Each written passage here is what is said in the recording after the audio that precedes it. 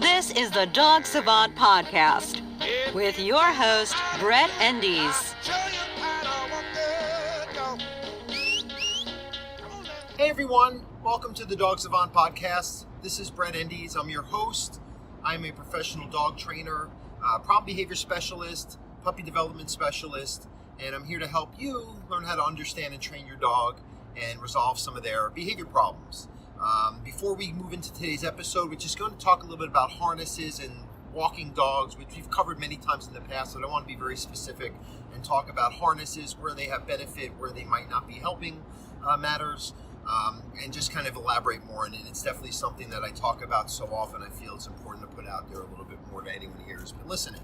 It can help you with your dog as well and answer some of these questions about why a harness could or couldn't work for you and your dog. Before that, again, I want to take care of the business. If you've been listening, thank you so much. Please rate, review, and subscribe to this podcast on iTunes.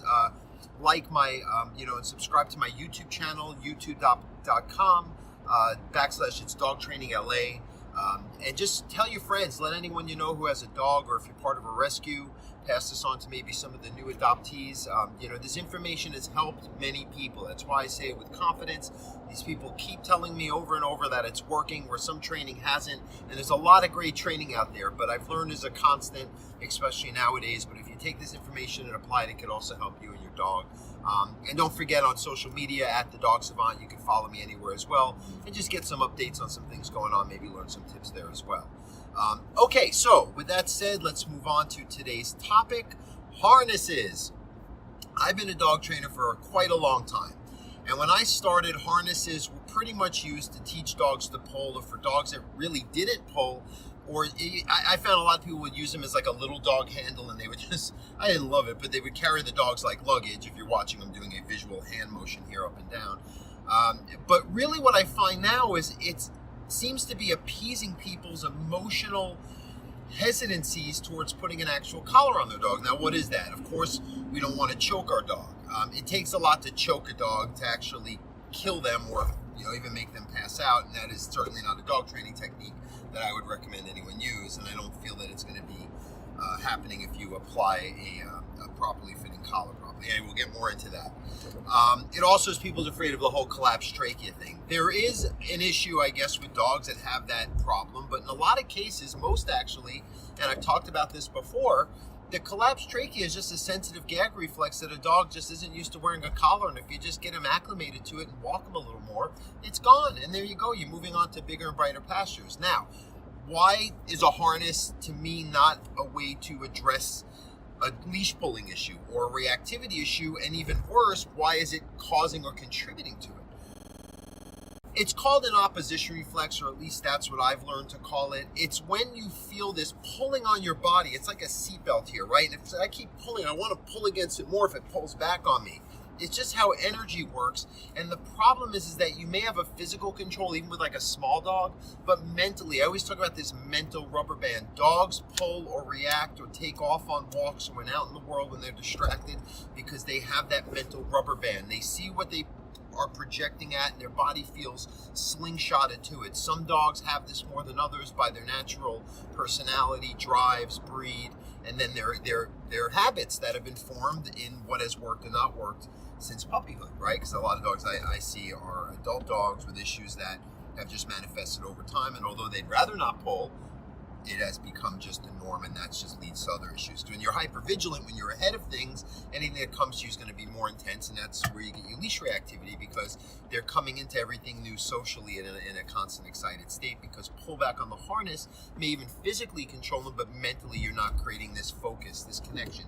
Dog training is about focus building and connection. It's not about just conditioning something, because the dog's instincts are going to take over, and that's why we have to lead a dog. We use commands to tap into those instincts to communicate what you want, but it's still, and that's what we're getting to. Having a collar up high behind their ears hits these leverage points where you can steer them and pulsate energy through the leash to communicate something to hold their attention better. And once that becomes the norm, it replaces that hypervigilance, that pulling, with a calmer, loose leash, more in the moment type of walk, because they are feeling present. They are connected with you, if you want to call it as their pack leader or as the one who can be a step ahead of them and deal with anything you encounter socially. Sorry guys, I'm here in terrible Los Angeles traffic and I'm trying to focus on you. It's a little crazy here, so pardon me for sounding distracted for half a moment. I'm going to get back into the lane that's moving and we'll be good to go here and move on with the podcast. All right, so collars. So again, harnesses. Let me just stay with that for a second. Harnesses are good like if you want to strap a dog into something and you don't want, if you stop short in the car and they're wearing a seatbelt, you don't want them to just right on their neck. Terrible. You want it on their chest, a wide padded harness. Backpacks. Pulling. Oh, I have carting dogs. If you watch some of my videos, I've talked about the Husky brothers. I train these dogs how to pull a cart, and I've also trained them how to walk in a proper heel together. And it is two different pieces of equipment for two different purposes, to tap into two different instincts and reflexes in these dogs. And that's something that we have to, understand. It's not about, oh, I feel more comfortable with a harness. That has nothing to do with anything.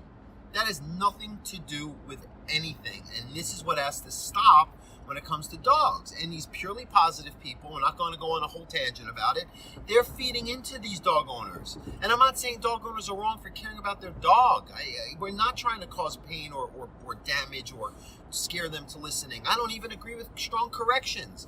I learned from an old choker chain dog trainer, and that's how I started back in the 90s. And I don't do that anymore because you're not hurting them, you're causing trauma, but it's not a connection. There's something more than that, and there's focus that you can promote. Now, can you be persistent and diligent in what you want? Absolutely. Can you say, hey, as much as you want to pull, I don't care how many years you've been doing it, I need you to stay at my pace. I'll redirect you, turn around, stop and sit, repace our speed, to pulsate the leash to draw attention, and I might even give you a treat when you start setting that standard better and holding that, not just for the heel command, but to help me lead you, so when we encounter, let's say, a dog or an environment where you're 10 steps ahead, you can check in with me and feel secure that I'm the one who's going to deal with it, and your calm focus is the way to navigate it. And by being present, mindful, able to see things consciously instead of in survival mode, where so many dogs are in this constant, excited, anxious, ready to go state, which is not happiness, it's dog anxiety. They can see what's going on around them. Oh, I'm calm enough to say, oh, you're a dog, you're a this. And that's why people are so amazed that when I first see them, they're like, oh my God, my dog doesn't react on a leash. I'm like, well, first of all, we usually change the equipment. That's a biggie. It's not magic. It's just leverage and how energy works when you transfer it. And then there's my understanding of the dynamics. So I know how to prep a dog for the walk. I know how to get them focused and work on the heel. And it sometimes makes them realize that, hey, this guy knows what he's doing enough to let go of some of this leash reactivity, because that's all it is. It's rarely aggression. And a lot of these dogs are fine with dogs in another situation, off leash or not around their owner or around their home neighborhood, right? So once they feel that restriction is what leads them and gives security, things are good to go. So the harness, just to recap, is good for some things like pulling, physical control. If your dog's a good walker and you don't, and you just like the way it looks, I guess that's fine. But if you teach your dog to focus on a walk through a loose leash, type of style, or, way to teach that being in the moment while you're walking instead of always drawing ahead, a little consistency is going to get you where you want to be, and it's going to replace even years of a bad habit. Okay, so now types of collars, right? Well, okay, the harnesses suck, Brett. What do you do with the collars? Collars, you can try a flat collar. There was a time when I was a little bit more of that political correct, where I wasn't going to give into the purely positive side of things, but I definitely was like, well, I got a business to run, and I don't want people to think I'm a big meanie, so let's use a flat collar. Most people would have one anyway, and we just make it more snug and keep it high, and most dogs, you could leverage it, but then when they pull, the thing will go low, they'll pull against, because it's this wide, even if it's a thin one, even sometimes slip leads. Let me see if I have one here. I could show anyone who's watching this on video. So it's a slip lead. It has on the end. These are very common. You go to your vet or groomer, they'll have them, and it creates like a little loop on the end. And you can keep it up high behind the dog's ears too. And for some smaller dogs or dogs that aren't really that driven or intent on, getting where they're going, you could get that communication and that focus. Sometimes they will still pull against a slip lead, unfortunately. So then you could go to a Star Mark collar, which is a plastic pinch. I think I might have one. I'm here. It's like I'm in traffic. I might as well reach back. It's like I'm in my little magic toolbox. Look at this, guys. Star Mark collar. Star Mark, Triple Crown, Hutto, Texas. I'm telling you, since I would say the mid-2000s, I've been recommending these. I would assume that I've sold you guys on my own buying them and giving them to clients for free, at least 1,000, and probably another couple thousand more have recommended these too. All right, guys, I like what you do, but just keep that in mind if you're hearing this. Those are good. It also, again, some clients are just so hell-bent on, they don't want to deal with a pinch collar like this. It's just so scary, even though I'll put it on my own neck if you need to. If you want to see me do it, I'll do it. I'll say, well, hey, it's a happy medium. We're getting some control. We can size it to fit up high behind the ears, and let's see how it goes. Some dogs, that might work in some settings, but then when they're lunging, you need something that has more sound, more weight to it, more control. And it's not about physical pain to cause control. It's about creating focus in the leash as a connectivity communication device. Martingale collars. Do I have one of them? Let's see. I think I do. I don't know. I've got to reach in here. We're literally in stop traffic. Welcome to LA, folks.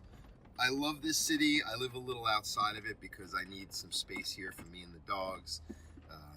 But to get down to the city, which is where most of my clients are. Oh, here's a martingale. Good. This one has a chain on it. It has some sound. But there's this kind. I have a kind with cloth. The same way, everything just slips from the top or stays up snug behind the ears. So these are, all ways you can experiment with seeing what works for your dogs. And then you have to condition with, treats and physical praise. But a lot of it is just saying, hey, I'm going to set the bar high. You got to show up to school and just show up sometimes. Then we'll pay you, which is your food, needs, basic accommodations. And then as you learn and go above and beyond, we'll reward you more, and just you'll keep improving. We'll keep rewarding that. Teaching things, use treats. But if it's like, well, you should trust my leadership and ability to get you out and about and not make you feel insecure around dogs when I'm holding a leash, that can be expected a little more right away. And then you could reward some of that when again, the bar's set higher. Boy, we're really sitting. Let's take a sidebar conversation. I see helicopters. Los Angeles is a very interesting place to live here. Anyway, that's the collar thing. I hope I explained it, because this is a big thing for people. I mean, I would say, if you see my show, The Untrainables, a good amount of episodes, people would show up with the harness and we would explain why, it really wasn't helping matters and causing their issue. Then, I do this, I'd say, I don't know, 5 to 10 maybe new clients a week at times. And there's a lot of harnesses that I'm saying not helping. Or use it for one thing. Use it for strapping your dog in the seatbelt, but or if your dog's pulling you or something, it's not going to work to teach a dog to walk or focus, because it's physically controlling things. It's not mentally getting them present. All right, I think I said it 101 different ways. Let's see. Let's do one Q&A here while we're sitting in traffic. I have a little note thing here. I did take notes even though I'm in the car, but we're not moving. So I can just sit here like I'm at a desk. All right, Brett, thank you for doing this podcast. You really are helping me and my dog. I had a quick question about the place command. When am I allowed to let my dog off the place so that he can relax more and not have to, quote unquote, it says, work and do his job around me? Good. Okay, it's a good question because I get that a lot. Really, it depends on your dog's state of mind. In most cases, when you're beginning a training rehabilitation program, you want to be more intensive. You want to use the place more exclusively, especially if you have a separation anxiety issue or a dog that's heavily tracking movement, anticipating, events, and having an issue with social greetings and, of course, separation. Usually dogs pull on the leash too, but you want to create this place. And I always say, and I have podcast episodes dedicated to this, it's teaching a dog that the home environment, the humans can deal with the coming and goings, and the dog can just be more present and be like an island in the storm, if you will. The dog can be calm, focused, feel a sense of utility. They have their job to do while they're, you're living, because a lot of dogs are so good at tracking movement and patterns. Every room to room is a big deal, and that's where the place training is the antidote to that. And once you get that well established, your house will become like a giant place in their presence. So when do you not train them to do place? When they're more calm and chill on their own. I give people the option. Sometimes you get a get out of jail free card. You can have your dog in the crate just so your dog's not actively following you, but still you're applying, this ability to wait for you to lead them. And it is more leash time, more command, less reward for clinging and following, and more falling back to get that attention and needs met. And when that becomes more natural, which people report after a few weeks, they'll start seeing a dog chill in general, and there's just more specific transitions they have to do the place to maintain this calm state of mind and lack of agenda. I would say when your dog is calm on their own, not expecting And then you want to just really look for an area where even the place, has to be expanded upon. Like, well, when I come home, my dog can go to place for 5 minutes, but when I let them off place, they go right back to being wild. They might need 15, 20, 30 minutes of place so they can decompress initially. So place to the point of no return, but look for the areas where they're getting the idea and they can be calm and fall back and relaxed, independent of your direction and training. So hope that answers that. Let's do another one. I want to get some more time. Let me get back to my noties here. Okay, question. Oh, this is good. It's like walking. My dog pulls on the leash and is usually okay with small dogs, or when it sees big dogs, it's on. How come it's like that with only some dogs? Okay, yeah, I see that a lot. Some dogs it is any dog, doesn't matter. Some dogs it's going to be any dog as long as that dog, if that dog's reacting or having a strong energy or out of control from its owner. That's why in my class they do good, because all the dogs are healing and focused and following their owner's lead.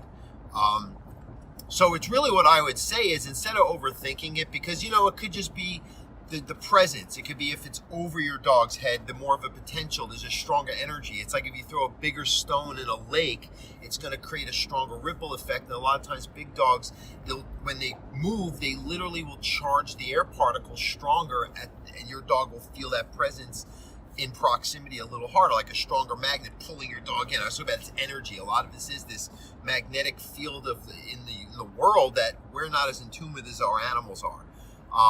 So what I would do is, you want to get your dog focused, just like I talked about in this episode on how to walk and pay attention. I look at some more of the walking episodes I've done here.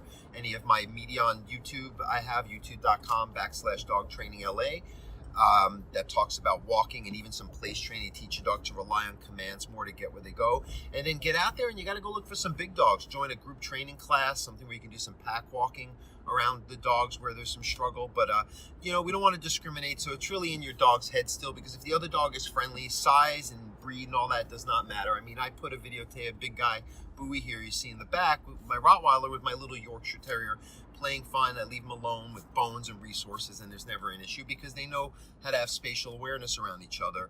And your dog can learn that too, and not have to say, well, my dog's fine unless this dog is this size or has this thing, or male, female. You just have to do the work.